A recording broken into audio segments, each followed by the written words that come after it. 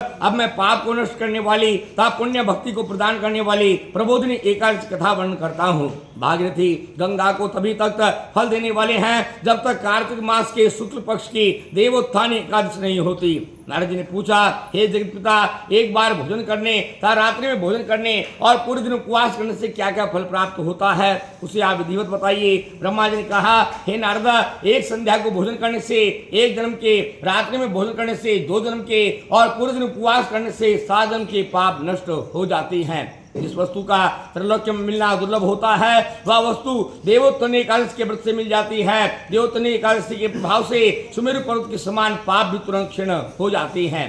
हे नारद जी, जो विधि रहित सुकर्म करता है उसे कुछ भी सुकर्म का फल प्राप्त नहीं होता। जो ब्राह्मण पराय स्त्री सुहागिन ब्राह्मण से भोग करता है वह वंश सहित नष्ट हो जाता है, उसकी संतान नहीं होती।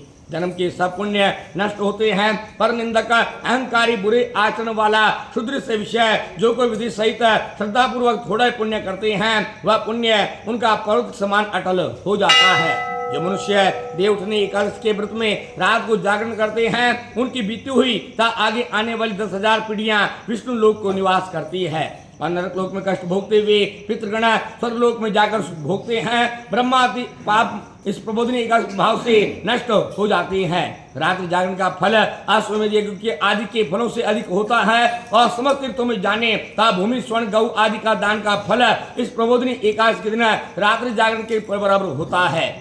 इस श्लोक में जीवन सफल उसी मनुष्य का है जिसने प्रबोधिनी एकादशी के द्वारा अपने कुल को पवित्र किया है। इस व्रत के प्रभाव से मनुष्य पुनः जन्म नहीं पाता है। वह समस्त पुण्य इस प्रबोधिनी एकादशी के व्रत के आगे व्यर्थ है। जो मनुष्य एकादशी का व्रत धारण नहीं करते उनके भी समस्त पुण्य व्रत हैं। अतः हे नारद जी, तुम्हें भी विधि अनुसार विष्णु भगवान की पूजा करनी चाहिए। कार्तिक मास में जो मनुष्य भगवान कथा को थोड़ा या आदि सुनते या पढ़ते या सुनाते हैं उनको 100 गौ के दान का फल मिलता है, उन्हें 7 लोगों के दीप का दान का फल मिलता है। ब्रह्मा जी ने कहा, हे नारद जी, इस एकादशी दिन मनुष्य को ब्रह्म मुहूर्त में उठना चाहिए। नदी, तालाब, कुआं आदि पर स्नान करके व्रत का नियम धारण करें और कहें कि अन्न का भक्षण नहीं करूंगा। हे जगदीश्वर, आप मेरी रक्षा कीजिए। इस प्रकार भगवान के विनय के पश्चात, पूजा करने के पश्चात व्रत का आरंभ करके रात्रि को जागरण करना चाहिए और भजन कीर्तन गीत आदि गाकर कथा बाजन नृत्य आदि से संपूर्ण रात्रि व्यतीत करनी चाहिए। इस एकादशी के दिन कंजुष को त्याग कर